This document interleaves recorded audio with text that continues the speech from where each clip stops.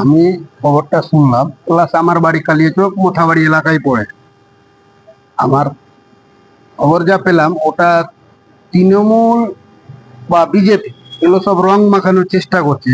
আমি খবর পেয়েছি যে ওটা পারিবারিক ব্যাপার ছিল। আপনারা তো দেখতে পাবেন রাজ্যে প্রায় খুন হতেই আছে, কিন্তু খুনে যা ইনভেস্টিগেশনে পুলিশ অফিসারের মারফতে আমরা জানতে পেরেছি যে হয় কোনো তৃণমূল নেতা বা তৃণমূল নেতার ঘনিষ্ঠ এদের মধ্যে ক্রিমিনাল বেরোচ্ছে। মার্ডার হলো একটা, আমরা শুনতে পেলাম যে এখানে গুলি মারলো বা এখানে কোপ মারলো।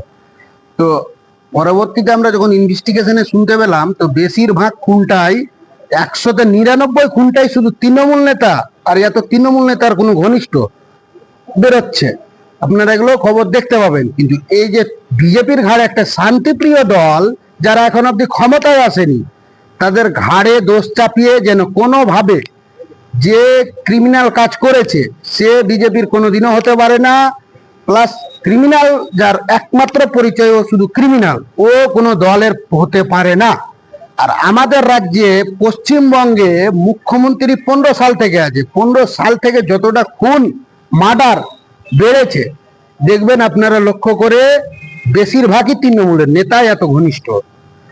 আমাদের ইন্ডিয়াতে টোটাল 23টা রাজ্য আছে,